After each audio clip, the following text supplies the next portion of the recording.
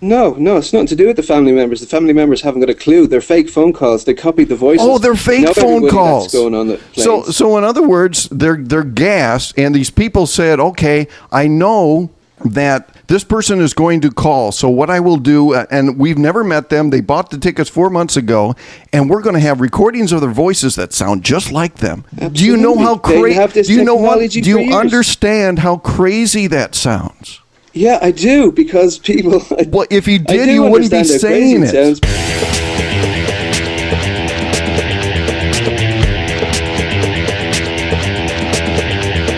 Welcome to You Are the Guest, a weekly show where you can be the guest and tell people what you and your friends and neighbors think about news, events, and issues of the day. It's part talk show, part opinion poll, part reality show, and a whole lot of fun. And it's completely dependent upon your participation as a guest. To be considered as a guest for a future show, check out the website at www.youaretheguest.com for details. Now here's your program host, Bill Grady. Greetings from the great city of Fort Dodge, Iowa, and welcome to show number 53 of You Are the Guest, the show where we talk to everyday people just like you and me about their lives and about the issues of the day. Our guest today comes from Dublin, Ireland. Eddie, welcome to You Are the Guest. Thanks very much, Bill. Glad to be on the show. Thanks for having me. Eddie, can you tell our audience about yourself? Basically, I'm from Dublin in Ireland, which is the capital, and I have grown up here and traveled the world a bit. I work in properties, so I'm able to travel around a bit as well. And basically, I think on the show, I just emailed Bill and I said, I'd be interested to talk about the facts of 9/11 and the 9/11 truth movement and what's actually happening and why it's not in the main media and all that kind of stuff. How would you describe Dublin to someone who has never been there? Dublin. Well, okay. It's a small town. It's not like a skyscraper city. It wouldn't be as busy as London, but it's fairly kicking. The nightlife is good, especially if you're visiting it for 1 or 2 nights. But if you're coming to Ireland, I wouldn't stay here. I'd go to the west of Ireland, really, is where all the crack is. We call it the crack. And that doesn't mean drugs, it just means a good time. And so you get the good Guinness down there and everything else. So, but Dublin is, it's busy enough. It's a decent enough city. It has all the suburbs and has nice kind of countryside, even like near the city, and parks and things like that. And nice people, it's friendly and great nightlife. What tips would you give to someone who wants to visit Ireland? To visit Ireland, well, be careful on the planes first of all, and make sure you put out all your water and don't bring on any liquids and all that kind of stuff. But we'll talk about that in a minute. But to visit Ireland, I definitely go to the west of Ireland when you arrive here. I suppose you wouldn't even have to book in advance. I mean, there's B&Bs all around the country. You can just knock on their doors and they'll have vacancies for you. Mostly very friendly country people. And I would definitely go to the west of Ireland and maybe come in August, being the time on the west in a place called County Clare. And all around the place there, they have every year traditional festivals, which are fantastic. And they have the amazing Irish music that's passed down from generation to generation. And a lot of even people from Japan now are coming over doing it, and they're excellent musicians. Very good timing and everything else. And these sessions go on sometimes for 3 days, lock-ins in the pubs. That's day and night, but the energy is so high that everybody's just enjoying themselves. It's amazing times. Eddie, let's go ahead and get into the politics. What are people in Ireland saying about the recent arrests surrounding the plot by Islamist militants to blow up transatlantic airliners?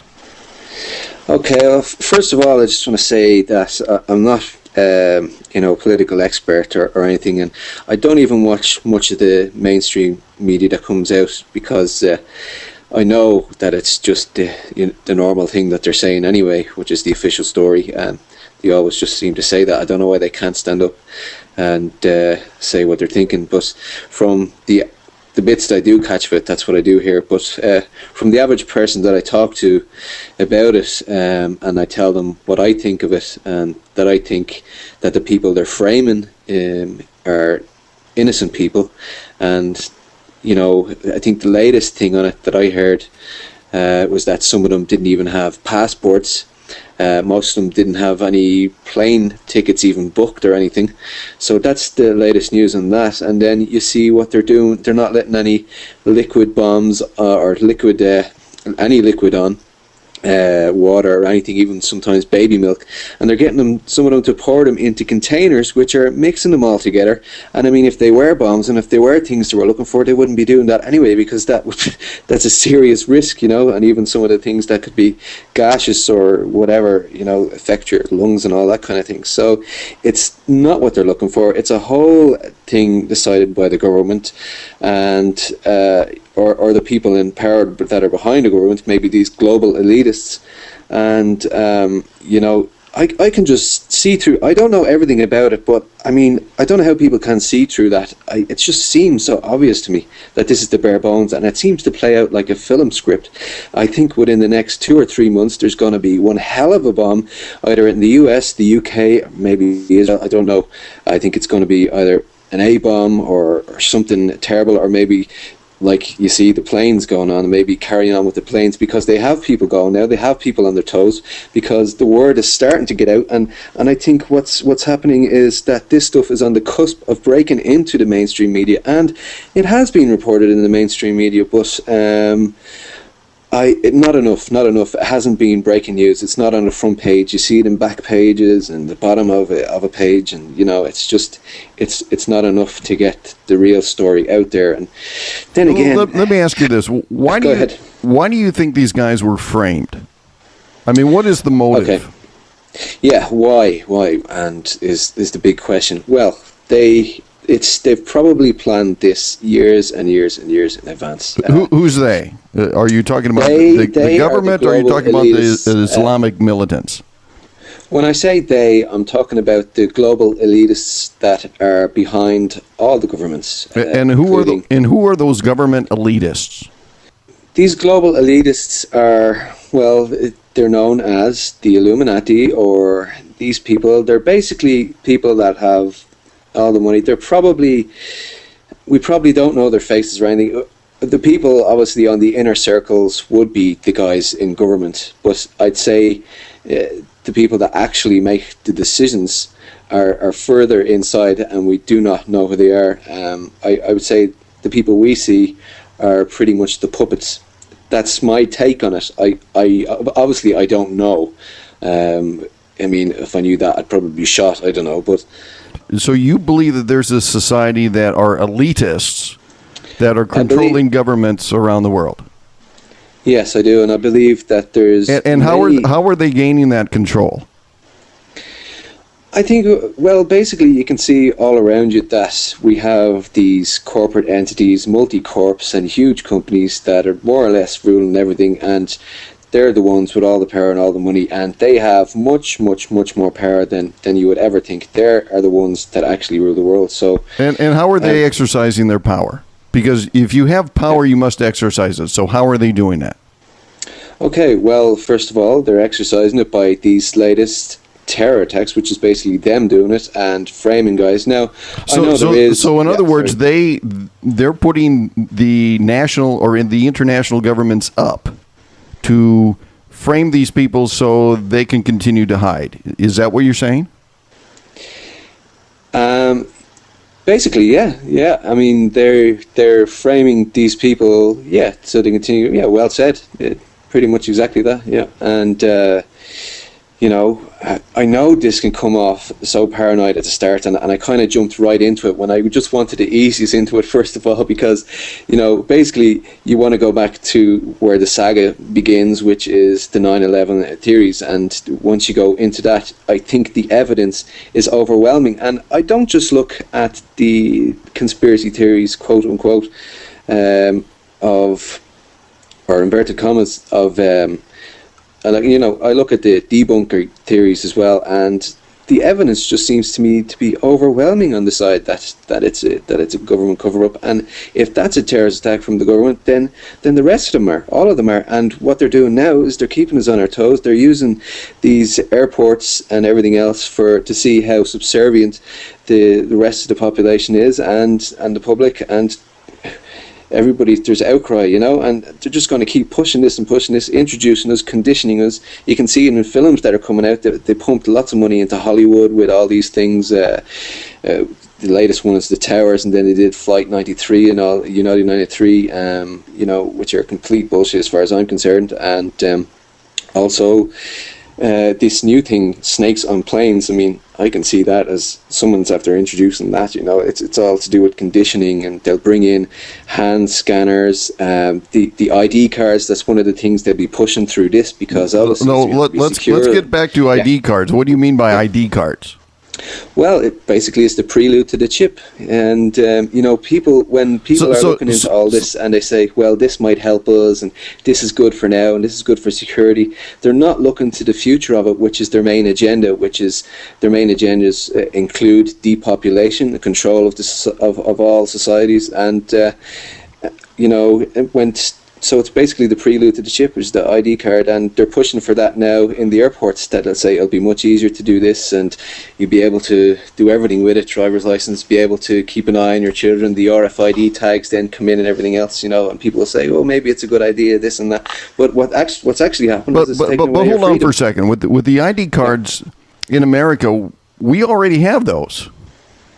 Yeah. They're called driver's licenses, Social Security cards, and birth certificates. That's true. Yeah. So if you want to take a look at ID cards as a conspiracy, you're about 60 years too late. Yeah. Well, I just think that it's the prelude to the chip when they introduce this new ID card, identity card, which will contain, everything. But they already have everything anyways. It's too late. Yeah, I know what you mean, but it'll be all contained in one neat little package. There'll be ones and zeros and pass through. They already have that. And then the government, if they want to find out the information about you, they've already got the file. So they really don't need a card. So there's probably not a conspiracy there to get that information if they already have it. Would you agree with that? And then what will happen? Yeah, I do agree with it to an extent, but then what will happen is people will say, well, we already have the ID card, and then the chip is so much easier. Why take the wallet out, take your card out to pay for that? And which will happen eventually, and what will be that the ID card will be your cash card also, and then everything will be a cashless society, and then even if you're paying whatever, a bill or to do a bit of work, it'll have to be through the card, so every single transaction it's taken away so much privacy. And they'll just be able to trace your every single move. And then people will say, oh, well, these new chips are great. They already have the RFID chips. And they'll say, well, these are great. I can just walk through the shops without even have to take my card out. I can just pick up what I want and walk out of the shop. And it's but they can do that anyways. They can do that now anyways. Exactly, but they're really going. But we're not ever going back. I mean, people aren't going to give up their credit cards. People aren't going to give up their electronic debit cards. People aren't going to give up their credit history. So I mean, we're already too late for that. So I don't see why that's a conspiracy now. But because you won't have cash, it'll be a cashless society. They'll take control of. They'll know every transaction. Then they already do. Well, not really. With cash, you can sort of take the tax off that, whatever. You know what I mean? If you're paying someone, you can kind of go... Right, but... There you go, it's cash in hand. The minority of people use cash today. Would you agree with that? Maybe. I wouldn't know the statistics on it, but I'm just saying it's one of our freedoms that's being taken away. I can't just go lend a 20 quid to me mate or something. Okay, let me ask you another question, because I've talked with people in length about the 9/11 conspiracies. Yeah. And I'm open to a reasonable, plausible scenario if somebody can give that to me. But so far, nobody's been able to do that. So let's you and I talk about that. First of all, if we talk about the 9/11 conspiracy, what is your theory? What is the specific conspiracy? Who is doing it? What's their motive? And how did they do it? Okay, the global elitists are doing it through the governments. That's And the probably global being planned. elite. So they're yeah. they're the faceless elite out there. Yeah. Okay. Okay, so that's who is doing it, and And their motive is? who's carrying it out is all the other people with the CIA and everything else. A bit like JFK, you know. So these global elitists have Yeah. the governments of the world under their thumb, Yeah. Okay. and their motive is? The motive is to take control of society, introduce their new world order. And what to is the take New more World control. Order? New World Order is the new world, basically, is to have control over all the people, and it makes basically have, you know, a planet that they control completely and utterly to their will. Okay, and their motive for doing that is what? Utter power and control, I guess. And for what? I mean, I understand that they want power and control, but Yeah. why do they want that power and control? Greed. I don't know. It seems evil to me, but I mean, it's going all over the world, isn't it? I mean, is that just human nature? I don't know. Okay. Why does anyone want it? I don't know. Okay, and how are they doing that? How are they going to pull off this conspiracy, or how are they going to pull off this plot? It seems to me that they've all already pulled it off. I mean, a lot of people. I don't know. Maybe the latest polls. Some of the polls come up like 80%, like that do not believe that the official story, and some polls are like only 40% believe or whatever. But so I'm not sure. But I mean, I don't know everything about them or how they do it. But as I said before, I can see through the bare bones of it, and I mean, I don't even know if it's like elitists behind the government or if it's just the government itself. I mean, obviously, I don't know. So let me ask you this then. I mean, if you don't know, and you don't know who these people are and how they operate, then how can you say that then that's a conspiracy? Well, I look at the evidence first of all. But you don't know who they are.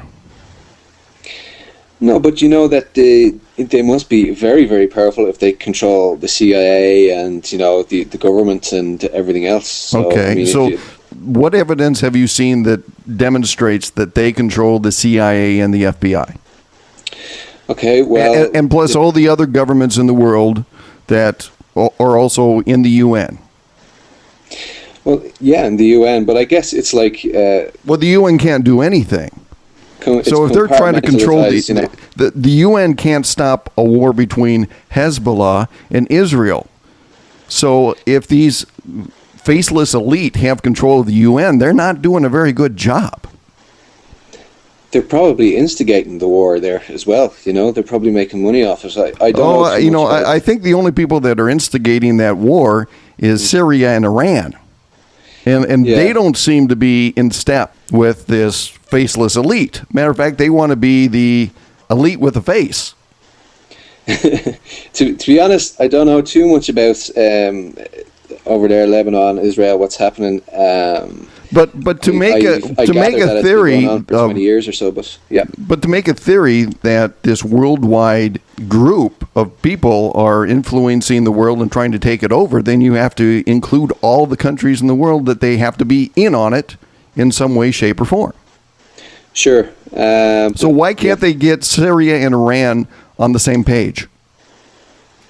Maybe they are, but as I just don't know too much about that. I haven't looked into it, so I couldn't really answer too much about what's going on there. Maybe that is something that's off that page. I don't know. So let's talk about 9/11. What of the conspiracy theories that you've read or seen really stand out as being very powerful to you? A lot of it. I mean, you look how the terrorists come down. I knew on the day almost a gut feeling that there was something wrong. Even when I heard it, I was standing looking at some pictures in an art gallery in town, and my friend's mother phoned and said that there was a plane that hit the terrace, and immediately I I think I shouted. I just got so excited, and everyone turned around and looked at me in the art car, and I said, "What are you talking about?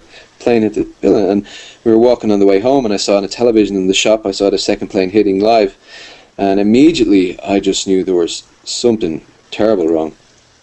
And Yeah, we all knew that there was something terrible wrong. Terrible wrong, yeah. Okay, I'll speed it up a bit. Basically, the cordite, the way the terrorists came down, the squibs that are coming out of the building, it just adds up and up and up. The professors from MIT, I think it's, what's his name there? I'm not sure. I know Professor Jones from BYU as well, and there's another professor, physics, I think from MIT as well, looking into it. And Noam Chomsky has been saying these kind of things for years. And okay, there's three people, but that doesn't overstep the commission or all the other experts that are just saying it was the perfect hit. I wouldn't say any other. I wouldn't say experts, because that commission was done through government. There was no independent investigation. The evidence was destroyed. There was molten metal at the bottom. You could see molten iron coming out of the building and all this. And but you've only named three people. I mean, if there was a big conspiracy and people knew about it, wouldn't there be a leak somewhere? There's people coming out from the Bush's administration and saying that they planted from MI6 and MI5. But are they saying that people from the Bush administration coming out and saying, by the way, this was a big scam and we planted bombs in the World Trade Center? And if they have, none of them that come out, because they're probably threatened with their life and that they kill their family if anything like that. Or because it's not true.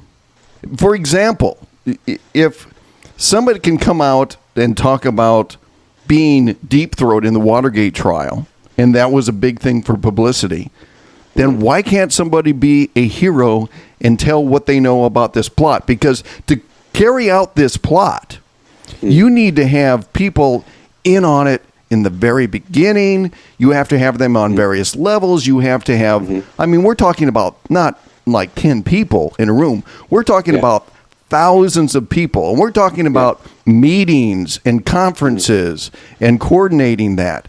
And nobody's come out saying, hey, I was a part of that meeting and I didn't want to be a part of it. Nobody's coming out and saying, hey, I participated in it and I'm feeling really bad about it and here's the story. So why is that?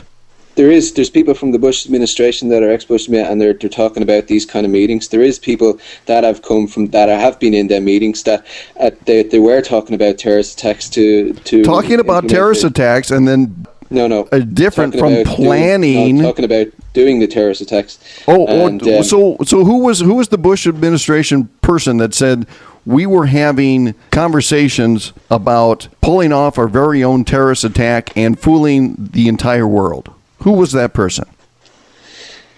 I don't have the information to hand. Because that person doesn't exist. No, I can if go that look person for it now. exists, they would be. Listen, if that person existed, and that person came out with a story, they would be on every national and international news story in the world, wouldn't they? Or is that a conspiracy too? That's what you would think. You would think that would be the case, but it's not. Because the reason that those people aren't on the media with that story is because there are no people like that. There are no people in the Bush administration that said we were a part of many different meetings saying that we wanted to carry off this terrorist plot so we could fool the rest of the world into gaining this extra power for this faceless elite. Let me ask you a question, right? I don't know who. I can find out who that person is. Just give me a couple of Google minutes and I could probably find out, right? But there is people like that, I can guarantee it. And also, there's people, for example, Alex Jones, you probably know him, he's a big guy in this kind of stuff.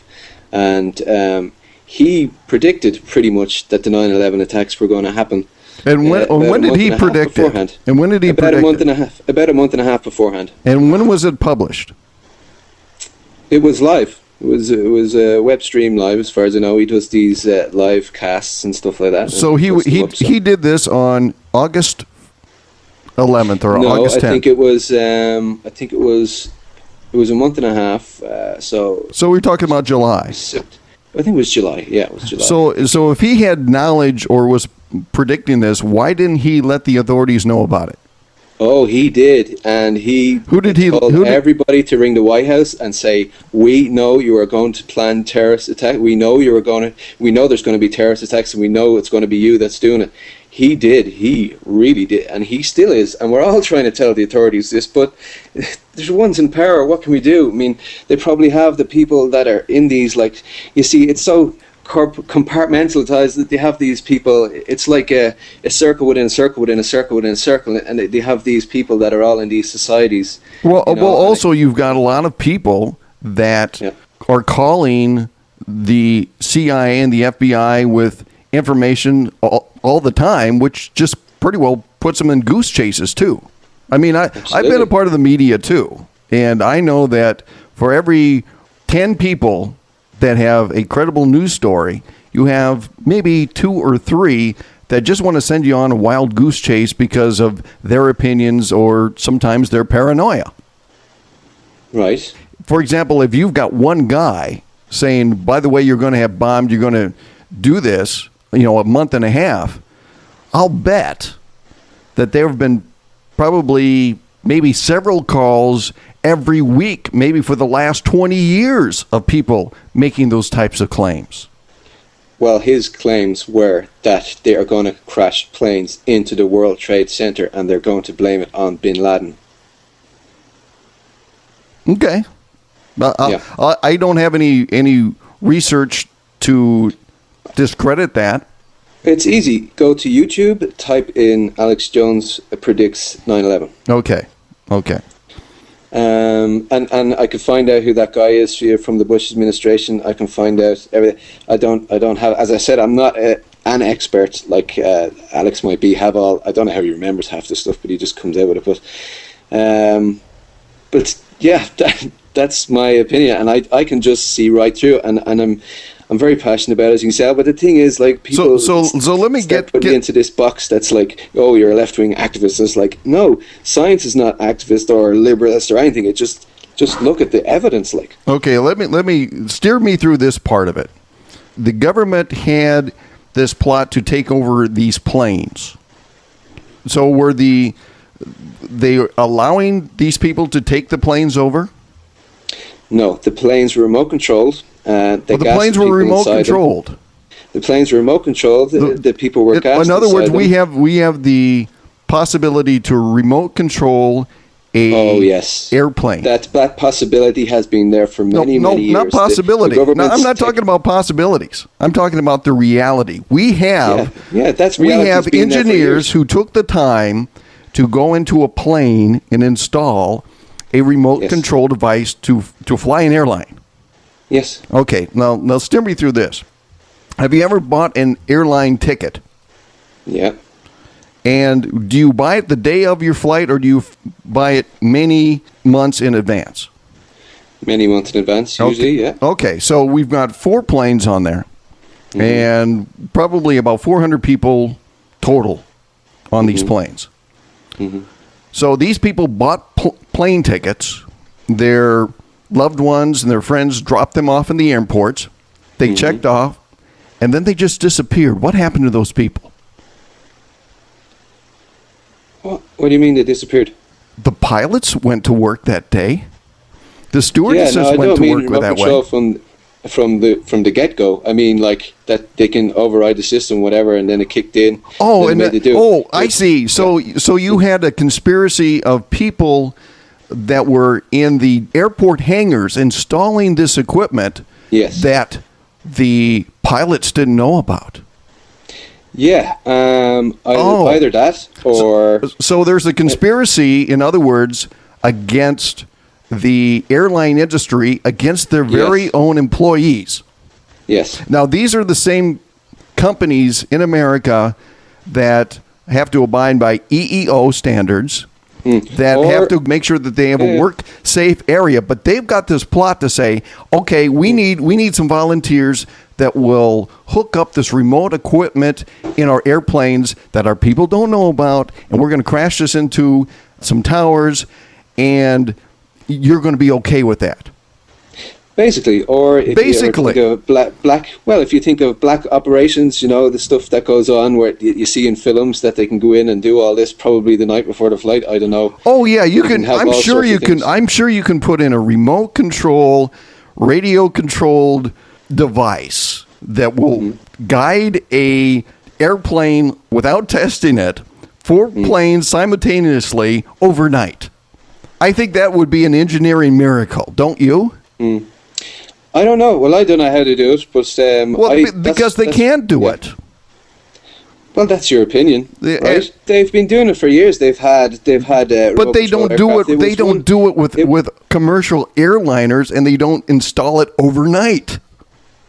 Maybe it wasn't overnight. I don't know exactly how they did it. Obviously. So in other words, okay, we've got these people. Theory. We've got these people that are on the airplanes, and these employees of the airline industry that have installed this type of equipment.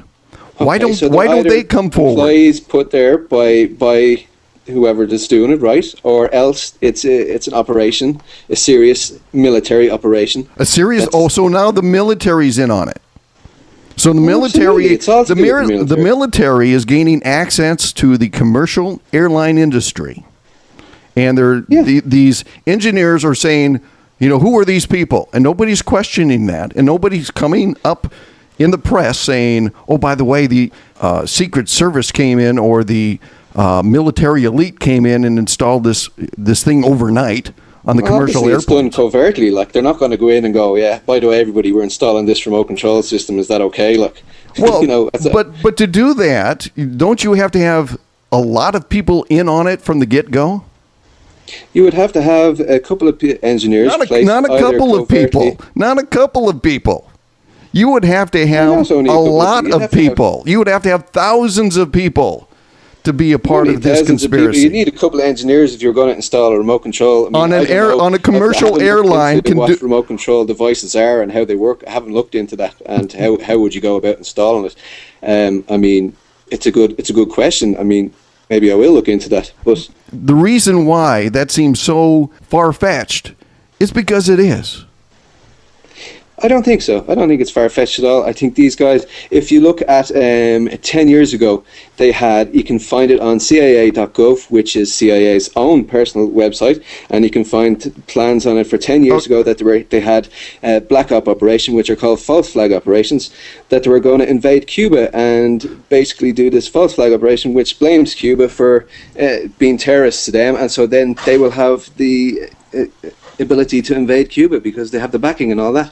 Okay, so why haven't the same thing happened with Hitler? So why haven't we heard excerpts from these planes as they're having the reports back and forth, and the pilots are complaining, "I can't steer my airplane. Something's taken over." They gassed everybody. They took the black boxes. Oh, they gassed everybody. Yes. There's no reports of anybody being gassed by the people who called on the cell phones. The cell phones could not have been working at that altitude at that time. They were working at that. They were. We heard them. No, you didn't hear them. You heard voices that were copied. They have the technology to do that for years and years and years. So in other words, all the family members that got calls, they're in on the conspiracy too. No, the family members would have no idea. The family members were the ones that got the calls. They called their family members. They called their family members to say, "Here's what's going on. I love you." And the family members called the press. So in other words, now the family members are in that conspiracy. No, it's nothing to do with the family members. The family members haven't got a clue. They're fake phone calls. They copied the voices. Oh, they're fake phone calls. That's going on the planes. So in other words, they're gassed, and these people said, "Okay, I know that this person is going to call. So what I will do," and we've never met them. They bought the tickets 4 months ago, and we're going to have recordings of their voices that sound just like them. And we're going to replay them on the very minute that the planes are in the air. Patterns, and they can copy the voice patterns. They've had this technology for more than 50 years. You can copy voices, but you can't fool hundreds of family members. Do you know how crazy? Do you know what? technology Do for you years. understand how crazy that sounds? Yeah, I do, because people. Well, if you I did, do you wouldn't be understand how crazy saying it. sounds, but it's like the technology's been there for years to copy voice patterns. So what? The technology is there. This is a huge operation. It's like it's a. Yes, it's a false- huge operation the Yeah. way that you're describing it. So why hasn't one single person come out against it that has working hands-on knowledge? They would be such a hero to the Because world. they have their lives They would be such a threatened, their hero. families threatened. They'd be killed in an instant. Oh, they would be killed in an instant. Yeah. In other words, there would be no protection for them at all. They couldn't go Absolutely into a TV. not. They couldn't go Look at into a JFK when he gets too. They when he couldn't got go too into a close. TV studio and say, "Here's my story and here's my evidence," and the TV people would kill him right there on the spot.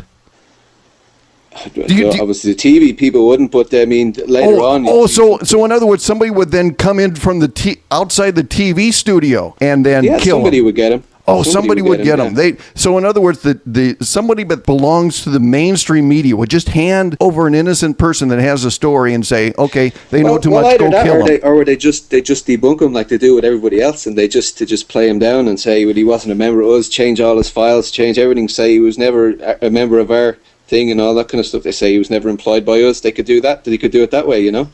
Because So it's another they conspiracy. probably wouldn't want to kill him if it got that available to the media, because, you know, obviously then if you died, then people say, "Oh, there must be something in it." So See, here's why the 9/11 conspiracies never stand up, is because when somebody gets cornered in the conspiracy that doesn't make sense, they always say in their defense of that position, "Oh, it's another conspiracy." You know, it's a conspiracy so far. We've heard from the FBI, from the CIA, from the airline industry, from the engineers who are part of the industry, from the elite military group, and now it's the TV stations and the mass media.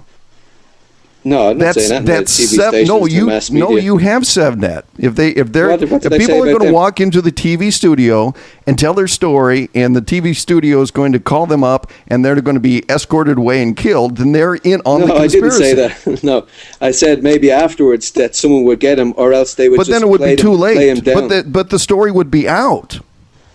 Yeah, but the guys that would play him down, they would just go, "Well, he was never employed by us. I don't know what he's talking about. He's obviously one of those crazy conspiracy guys." Oh, It's easy, just shoot. Yeah, yeah. Okay. Yeah. Sure. there you go. Well, I don't have any other questions to say. I mean, you know, you're obviously entitled to your opinion, and it's a Yep. unique opinion.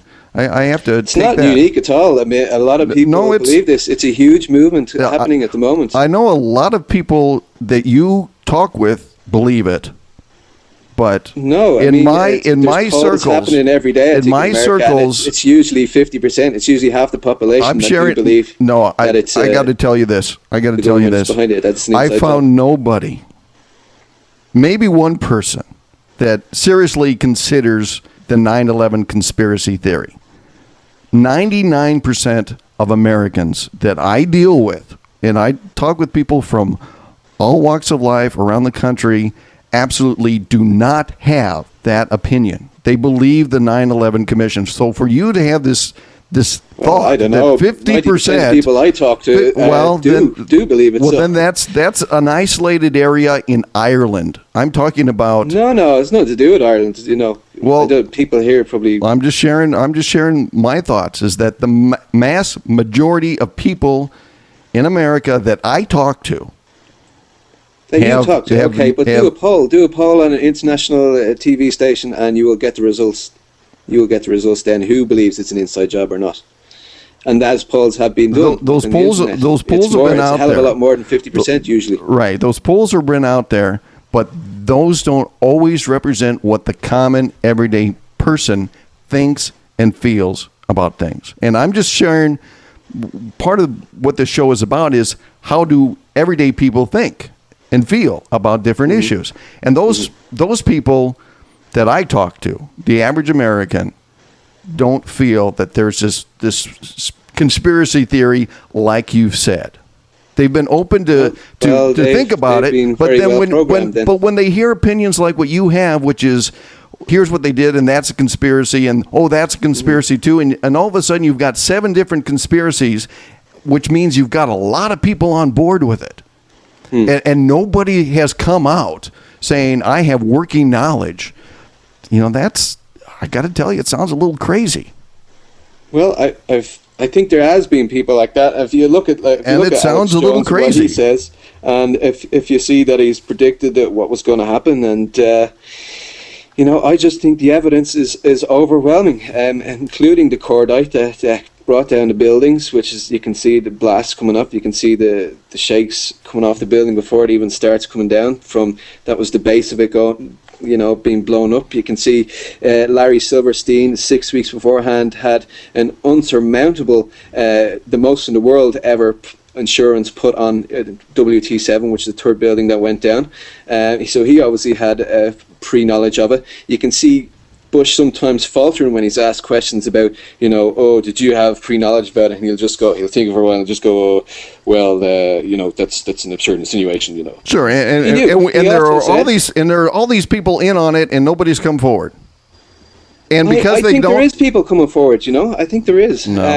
That guy from the Bush administration that I said, I'll find that out for you, Okay. As I said, I'm not an expert. I can't just bring this stuff out of the blue, but I have looked into it a lot, and for the past 4 years I've been following it, and I have looked at the debunker side as well, like what you're saying about all these people in it. Yeah.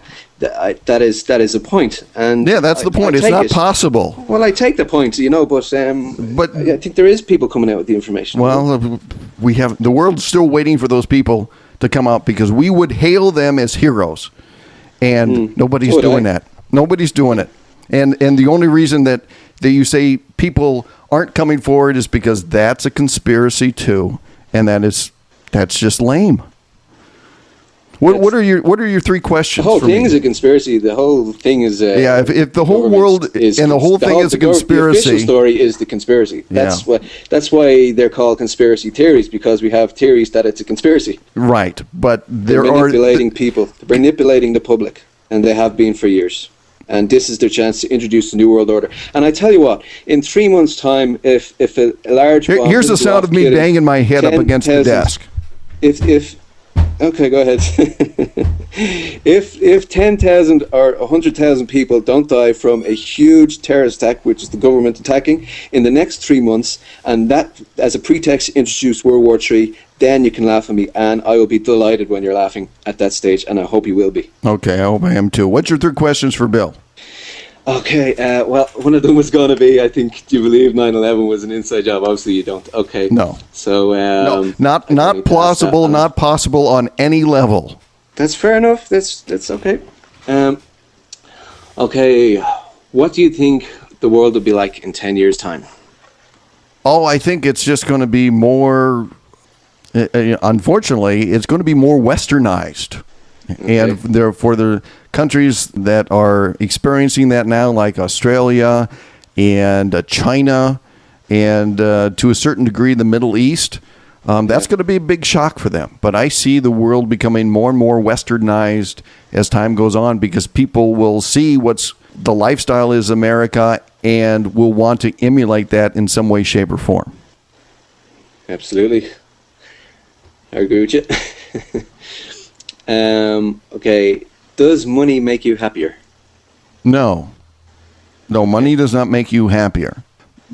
If you use it well and use it as a tool for a happy life, for example, if you are prudent with your money, if you buy things because they really will give you joy instead of just buying them, if you're able to use your money to help others with charities, and to give yourself a comfortable life, and so you don't have to make stupid mistakes like turn to drugs or turn to crime, then money in a way can buy you happiness, or you can be happy with money. And certainly if you had the choice between having money and not having money, people would still choose to have money.